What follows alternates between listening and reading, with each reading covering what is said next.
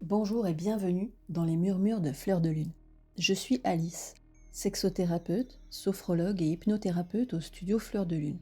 Et dans cette série, Alice te parle sexo. Je te propose de parler sexualité et relations de manière simple, accessible et sans tabou. Aujourd'hui, on va aborder une question qui revient très souvent. Pourquoi le désir fluctue au cours de la vie ? Beaucoup de personnes pensent que le désir devrait être constant, qu'une relation qui va bien est une relation où le désir est toujours là, au même niveau. Et quand ce n'est pas le cas, certaines personnes se demandent « Est-ce que quelque chose ne va pas chez moi ? Est-ce que mon couple est en train de s'éteindre ? Pourquoi j'avais plus de désir avant ?» La réalité, c'est que le désir n'est pas une constante biologique.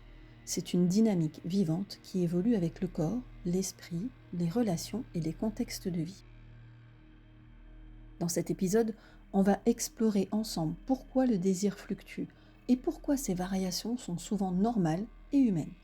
Comme toujours dans ce podcast, je parle de dynamique générale. Chaque histoire est unique et si tu ressens le besoin d'explorer ta situation personnelle, cela se fait en consultation.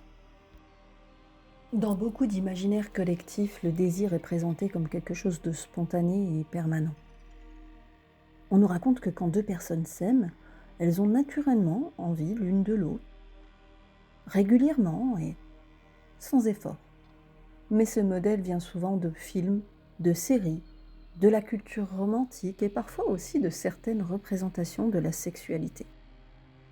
Dans la réalité, le désir humain est beaucoup plus complexe. Il dépend d'un ensemble de facteurs biologiques, psychologiques, relationnels, émotionnels et même sociaux. C'est pour ça que le désir peut être très présent à certaines périodes de la vie et beaucoup plus discret à d'autres. Et ça ne veut pas forcément dire que quelque chose ne va pas. Pour comprendre pourquoi le désir fluctue, il faut déjà comprendre comment il fonctionne. En sexologie, on distingue souvent deux grandes formes de désir. Le désir spontané, c'est celui auquel la plupart des gens pensent.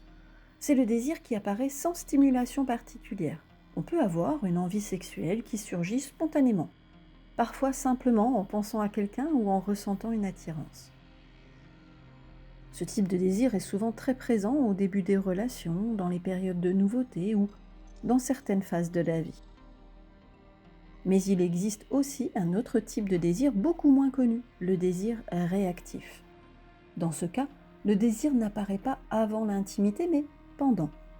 Autrement dit, la personne n'a pas forcément d'envie sexuelle au départ, mais le désir peut émerger au contact, dans la proximité, dans la stimulation ou dans la connexion émotionnelle. Beaucoup de personnes fonctionnent principalement avec ce type de désir. Et quand elles l'ignorent, elles peuvent croire qu'elles n'ont plus de libido, alors qu'en réalité leur désir fonctionne simplement différemment. Maintenant qu'on a vu ces dynamiques, regardons pourquoi le désir peut évoluer au cours de la vie. Le désir est aussi une expérience biologique et corporelle. Plusieurs éléments peuvent influencer la libido, les hormones, la fatigue, le sommeil, le stress, certaines maladies, certains traitements médicaux. Le corps humain n'est pas une machine stable. Il traverse des périodes de transformation, d'adaptation, de récupération. Et ces changements peuvent naturellement influencer le désir. Par exemple, des périodes de stress intense, de surcharge mentale ou de fatigue chronique peuvent mettre le système nerveux en mode survie. Dans cet état, le corps privilégie la sécurité et la récupération plutôt que l'excitation ou l'exploration. On parle beaucoup de libido comme d'un phénomène hormonal, mais en réalité le système nerveux joue un énorme rôle dans la sexualité. Pour que le désir apparaisse, le corps doit généralement se sentir suffisamment en sécurité. Quand une personne est sous pression, dans l'hypervigilance ou dans une tension émotionnelle permanente, le système nerveux peut rester dans un état d'alerte. Et dans cet état, le désir a souvent du mal à émerger. Ce n'est pas un dysfonctionnement, c'est simplement le corps qui priorise la sécurité. Le désir n'est pas seulement individuel, il est aussi relationnel. Dans une relation, Plusieurs éléments peuvent influencer le désir. La qualité de la communication, la sécurité émotionnelle, la confiance, les tensions non exprimées et les ressentiments accumulés. Parfois, une baisse de désir n'est pas liée à la sexualité elle-même. Elle peut être liée à un manque de connexion, des frustrations silencieuses, des attentes implicites. Et dans ces cas-là, travailler la relation peut parfois transformer la dynamique du désir.